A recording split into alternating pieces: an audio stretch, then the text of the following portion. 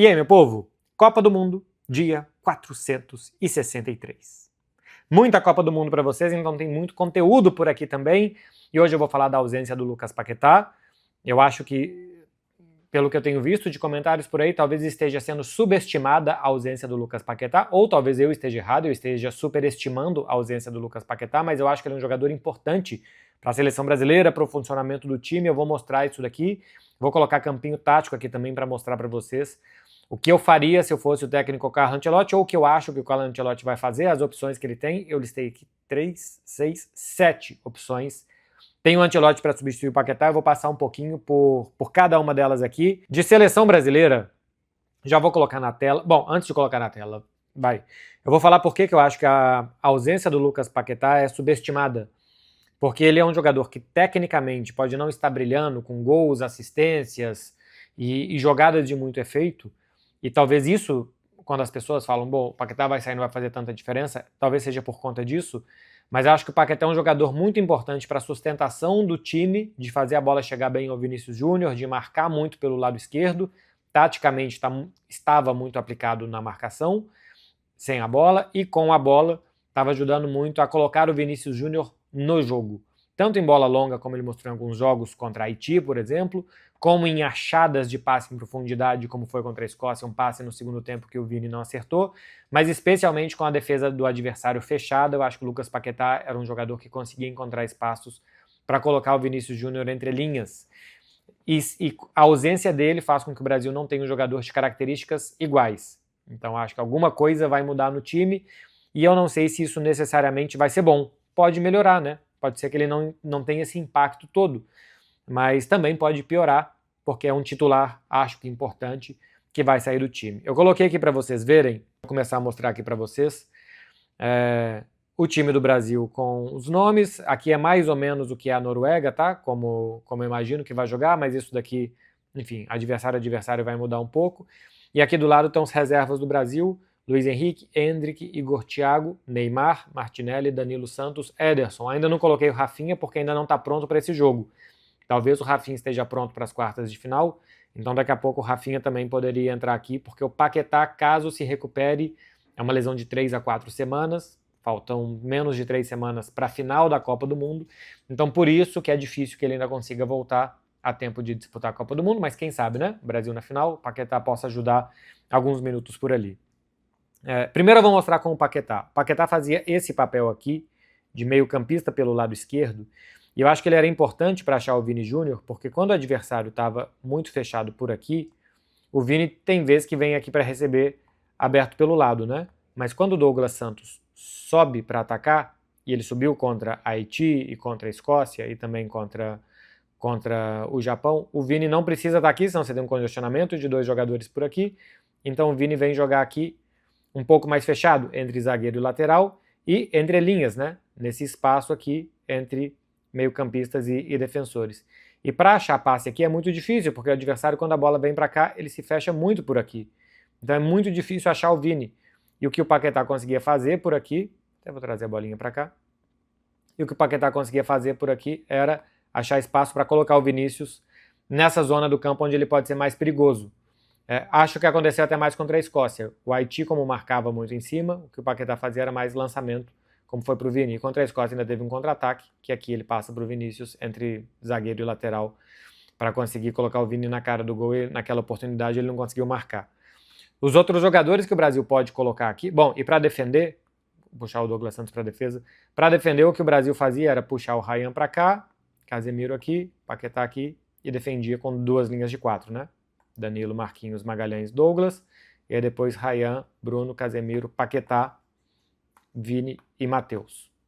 Assim o Brasil se defendia, e na hora de atacar o Casemiro ficava por aqui, passinho à frente do Bruno, passinho por dentro do Paquetá, e os atacantes se posicionando mais à frente nesse 4-3-3 que o Brasil estava atacando assim os adversários. Vou começar a falar das opções que tem o Ancelotti e o que ele pode mexer. Isso daqui que eu coloquei na lateral esquerda aqui não é uma ordem de quem eu acho que é a primeira, segunda ou terceira opção do Ancelotti. A primeira coisa que eu acho que o Ancelotti fará, e eu acho que essa posição pode mudar muito dependendo do adversário, se o Brasil vai precisar atacar mais, se o Brasil vai precisar talvez defender um pouco mais, o que o Ancelotti vai... Não acho que ele vai ter um fixo por ali, Mas eu acho que a primeira opção dele é colocar o Martinelli no lugar do Lucas Paquetá.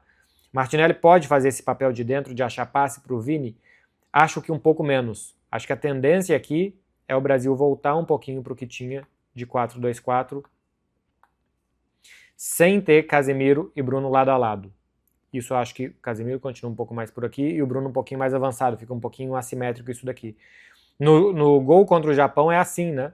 Não tá o Matheus Cunha porque o Endrick estava jogando, mas o Martinelli tá entre zagueiro e lateral e o Vini tá bem mais aberto por aqui.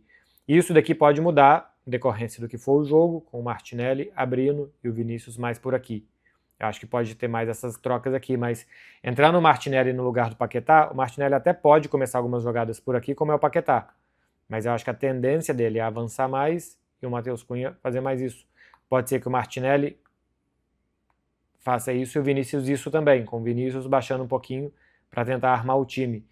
Muda característica, né? O Ancelotti gosta muito do Martinelli, é um jogador que precisa mais de espaço para correr e percorrer maior distância de campo. Eu até achei estranha a entrada dele contra o Japão, justamente porque não é um jogador de trabalhar nesse espaço curto aqui e acabou dando certo. Para defender depois, ele também é muito solidário para defender nessa linha de 4 aqui. Aí para defender eu acho que o Brasil não perde de Paquetá para Martinelli. Martinelli é um soldado defensor que marca tanto a pressão lá na frente como, se precisar, ele volta bastante. Mas é um jogador que tem menos esse passe aqui por dentro para o Vinícius Júnior.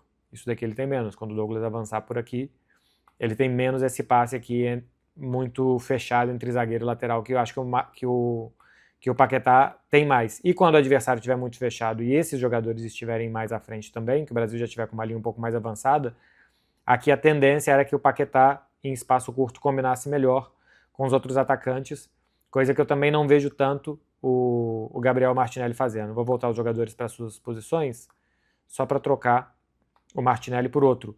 Se não for o Martinelli, eu acho que pode ser o Danilo Santos, que é mais um jogador de trabalhar mais aqui, não em base de jogar exatamente perto do Casemiro, mas é um jogador mais de trabalhar aqui e de chegar à área para finalizar, do que eu acho que de encontrar esses passes curtos aqui para o Vinícius. Danilo começou a carreira dele como um 5, né, no Palmeiras, depois no Nottingham Forest ele chegou a jogar aberto pela direita, e eu acho que ele como um meio-campista que faz todo esse papel de meio-campo aqui, famoso box-to-box, né, ele pode defender aqui perto da área do Brasil e chegar na área do adversário para atacar, eu acho que ele pode fazer, mas eu não acho que ele seja tanto esse jogador de passe por aqui para conectar o Vinícius no jogo, mas é um jogador que vai chegar mais aqui à área para finalizar do que ao Paquetá. Tanto a gente vê ele fazendo isso, inclusive, na seleção, em alguns amistosos e antes da Copa começar. Tem jogado poucos minutos na Copa, acho que talvez isso tenha tirado um pouquinho, vamos ver se, caso ele jogue mais, se isso vai se confirmar ou não, mas talvez tenha tirado um pouquinho o bom momento e a ascensão que ele estava tendo. Ele ter tido uma participação mais tímida nessa Copa, né? Tá entrando nos minutinhos finais no lugar do Bruno Guimarães algumas vezes. Mas com ele a característica muda de você deixar de ter um conector de passe aqui para ter o Brasil quando for construir com Bruno, com Casemiro, com Douglas por aqui, e o Vinícius abrindo espaço, ele vai ser um cara mais de entrar na área com o Matheus Cunha, acho que para finalizar. O Matheus puxando defensores por aqui, e ele sendo um cara de segunda linha importante, coisa que o Paquetá não conseguiu ser, né, individualmente, e o Danilo acho que vinha mostrando bem essa característica de fazer isso daqui.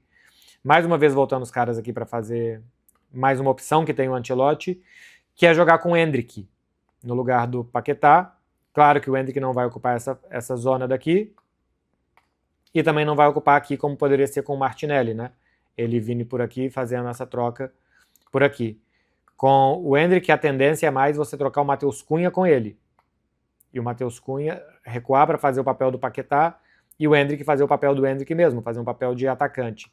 Você perde o que é o Matheus Cunha de um 9 mais combinativo por aqui, né? O Matheus Cunha tem mais capacidade de combinar por aqui, de recuar, e tá marcando bem na frente também o Matheus Cunha quando o adversário vai sair jogando, e você ganha um jogador que ao invés de dar esse passinho aqui para trás para combinar com os meio-campistas, vai procurar espaço por aqui, procurar espaço por aqui, procurar espaço por aqui, o Ryan entrar um pouco mais, o Endrick é um pouco mais inquieto, tende a ser um pouco mais inquieto na frente, e tá sempre procurando espaço para atacar esse espaço que tem entre zagueiro e lateral, entre zagueiro e zagueiro, Por esse lado, acho que menos, porque aqui ele poderia congestionar um pouco com o Matheus e com o Vinícius, mas ele é mais de fazer esse movimento para frente e talvez um pouquinho para o lado. E o Matheus Cunha é mais de fazer esse movimento para trás, muitas vezes, para buscar combinação de jogadas, mas a gente também viu o Matheus, o gol contra o Haiti, que ele recebe uma bola do Vinícius fazendo esse movimento para cá, o gol contra a Escócia, que está o Bruno Guimarães aqui com o defensor já dentro da área, e ele faz esse movimento para cá, Matheus, né? Estou colocando o Hendrick aqui só pela posição de centroavante. Então, o Matheus estava fazendo bem o papel de entrar e estava fazendo bem o papel de sair e de marcar aqui também. Não fez um grande jogo contra o Japão, mas nos 2 jogos anteriores o Matheus Cunha acho que foi importante, aproveitando muito bem tanto as entradas como as saídas de área. Então, não sei se ele vai tocar no Matheus Cunha. Acho que a ideia dele inicial é manter o Matheus Cunha por ali. Na hora de marcar, o Matheus também pode se juntar aqui ao lado do campo e o Brasil continua se fechando num 4-4-2. No Manchester United, ele ocupa mais esse papel por aqui. O time jogava com ele como meia pela esquerda, o Bruno Fernandes muitas vezes como meia pela direita, e aí o Mbeumo, um outro centroavante lá na frente, ele fazia mais esse papel aqui. Tendo o Vini por aqui, ele tende a circular, e a ideia era que ele circulasse mais por aqui. Então acho que o Matheus Cunha ele não vai tocar, não vai mexer, porque está funcionando, foi bem. Já passei por Danilo Santos, já passei por Martinelli, o Paquetá já está ali. Vou tirar o Hendrick agora para colocar o Luiz Henrique no time. E aqui eu acho que é pouco provável, primeiro, porque o Luiz Henrique parece que está caindo na cotação com o Ancelotti, né? Não parece muito cotado nos últimos jogos para jogar. Desde que o Ryan entrou, não saiu mais. O Ryan está fazendo um papel muito importante de recuperação de bola. A pressão pós-perda do Brasil com o Ryan está indo muito bem. O gol contra o Japão é uma recuperação de bola do Ryan, que depois a bola vai para o Bruno e o Bruno dá o passe para o Martinelli. Entrar o Luiz Henrique é basicamente mexer no Matheus Cunha, coisa que eu já falei que acho difícil que o Ancelotti faça, e mexer no Ryan. Poderia jogar assim. Hoje, durante o Convocados na TNT, alguém no chat deu essa ideia. Só que você mexeria no Cunha, no Ryan, para acomodar o Luiz Henrique. E como tem dado certo o Ryan por aqui, e tem dado certo o Matheus Cunha por aqui, pelo menos deu certo em 2 dos 4 jogos, o Matheus não jogou o primeiro, então deu certo em 2 de 3 jogos, não acho que ele vai tocar nesses 2. Então o Luiz Henrique não me parece de cara uma opção para o Ancelotti. Teria também Igor Thiago, voltar a ter um 9 e a ter o Matheus Cunha por aqui como meia. Só que o Igor Thiago foi tão mal na chance que teve que eu não sei se ele vai voltar tão cedo para o time ou se vai virar um jogador de entrar no finalzinho do jogo, o Brasil perdendo, mandar a bola para a área e ter o Igor Thiago por ali. Então, também não acho que o Igor Thiago seja essa opção. Faltam aqui Ederson e Neymar. A entrada de Ederson, acho que é mais para jogo que o Brasil vai precisar se defender muito, que vai precisar de mais atenção defensiva, mais ajudas. Poderia colocar um meio-campista. Na Atalanta, é um meio-campista de todo o campo, que joga um pouquinho mais escorado para o lado esquerdo também. Mas aqui eu acho que, sei lá, vai jogar contra a França, vai jogar contra talvez a Espanha, que vai precisar perseguir um pouco mais, até contra a Argentina, que tem um toque de bola rápido no meio campo. Talvez a ideia dele seja mais um meio-campista marcador do que ter o Martinelli por aqui, do que ter o Hendrick por aqui, com o Matheus Cunha por aqui. Então acho que o Ederson é mais para frente. Se o Brasil passa da Noruega e pega a Inglaterra, não acho que é momento do Ederson, porque a Inglaterra deve se fechar toda contra o Brasil para aproveitar contra-ataque. A Inglaterra gosta de atrair para correr. Então acho que contra times mais protagonistas, Argentina, França, Espanha, talvez ele queira reforçar mais o meio-campo e ter um perfil assim diferente. No Real Madrid, o Ancelotti mudava muito. Ele tinha uma base de time, mas ele mudava muito peça dependendo de jogo. Tanto no ataque, muitas vezes saía Rodrigo, entrava Valverde. Tinha dia que saía Rodrigo, entrava Brahim Dias. Tinha dia que no meio campo, já pela idade avançada, não jogava o Modric. Aí jogava Ceballos, ou jogava Camavinga, ou jogava Tchouaméni, junto de Toni Kroos. Bom, quando era Toni Kroos, Casemiro e Modric, era mais esse tripé mesmo. Mas depois que saiu o Casemiro, que o Modric foi ficando mais velho, nem sempre ele jogava, mas às vezes ele jogava. Então, Ancelotti não tinha muito 11 definido. E acho que na seleção o Ederson pode, dependendo do perfil, entrar. Falta o Neymar, fica por último, talvez para deixar o melhor e o que as pessoas esperem mais por último. Nem era a minha intenção não, mas é simplesmente porque o Neymar ainda não está pronto para jogar 90 minutos. Né? Aqui eu estou colocando opções de entrada, e o Neymar não é essa opção de entrada pela questão física, por enquanto. Não jogou contra o Japão, acho que porque ele só podia jogar 30 minutos, se ele entra aos 75 de jogo. teria 15 de jogo, mais 30 de prorrogação, porque o jogo estava empatado, então 45 talvez ele não aguentasse. Então, para o próximo jogo, ele vai ter mais uma semana de recondicionamento físico, que pode fazer com que o Neymar possa jogar 45 talvez, mas acho que não os 45 iniciais. Entrar aos 10 do segundo tempo para jogar o segundo tempo mais acréscimos e talvez o que vier depois de prorrogação, talvez seja uma. Do jeito que está aqui, acho que não funciona, porque defensivamente todos os outros podem fazer isso daqui para defender nesse 4-4-2 e com o Neymar não. Na hora de defender, você até poderia falar, bom, na hora de defender, o Neymar se libera um pouco mais e o Vinícius volta aqui um pouquinho mais para essa linha de 4 ser com o Vinícius. Até pode ser, mas eu acho que isso daqui só vai acontecer se o Brasil estiver perdendo, precisar ganhar, e a partir daqui a gente precisa correr mais riscos, porque você vai desgastar o Vinícius e que não tem um instinto defensivo de Martinelli, de Paquetá, de Danilo Santos, de Matheus Cunha, que em várias situações poderia ser o Cunha por aqui, e com o Neymar você poderia até colocar o Cunha aqui, Vini e Neymar na frente, né? Aí você vai mexer no que era inicialmente. Aí você pode fazer isso daqui e jogar nesse 4-3-3. Acontece que eu estava falando antes dos movimentos do Cunha, de fazer isso, de movimentar para cá, os movimentos do Endrick que são até mais agressivos para fazer isso, e o Neymar não tem fisicamente, pelo menos por enquanto, eu acho que essa capacidade de movimentos para ganhar espaço longo. Se tá ele o zagueiro aqui, ele vai receber uma bola aqui e é um movimento curto, talvez o Neymar ainda consiga, mas se precisa esticar uma bola, tá o zagueiro marcando ele aqui, e essa bola vai ali, eu não sei se nesse espaço aqui de intermediária, a marca do pênalti, o Neymar tá pronto para ganhar, no creme de la creme, no mais alto nível do futebol físico, que ele tá pronto para ganhar dos defensores nesse momento. Então, ter o Matheus Cunha por aqui e o Neymar de 9, eu não acho que é uma boa, porque aqui tem muito duelo físico que eu não sei se o Neymar tá pronto, e para recuperar a bola também, acho que o Brasil teria pouca intensidade física mesmo para recuperar a bola dos adversários. Para colocar o Neymar, eu acho que tem que quase refazer um 4-4-2 ou deixar isso daqui para trazer o Vini mais por dentro, para juntar mais jogador perto do Neymar. Assim como o Messi joga com um Lautaro Martinez ou um Julián Álvares aqui perto dele, o Neymar acho que precisa de jogador mais perto. Quando ele entrou no jogo contra a Escócia, ele e Vini estavam sempre muito perto por aqui, no lado esquerdo do ataque. E o Brasil tentou atacar mais por aqui. Aí teve horas que o Neymar estava mais por aqui e que ele combinou mais por aqui também. Os jogadores têm que ir se aproximando do Neymar quando ele tiver a bola, ou quando o ataque estiver por aqui, porque eu não acho que dá para deixar os jogadores mais longe tendo o Neymar. Acho que o Neymar precisa de aproximação. Então daqui a pouco, não de cara, mas daqui a pouco até dá para colocar o Neymar no lugar do Paquetá. Você vai mexer no Cunha, que está funcionando bem, mas tudo bem. Caso o Neymar te resolva lá na frente, você vai mexer. O Neymar não vai ter os movimentos agressivos que tem o Matheus Cunha, nem para atacar e nem para defender muito nessa zona daqui que o Matheus Cunha defende. Você pode ter o Cunha aqui para armar, ou você pode ter o Ederson para armar no lugar do Matheus Cunha, já que o problema vai ser defensivo depois. Até pode ter também.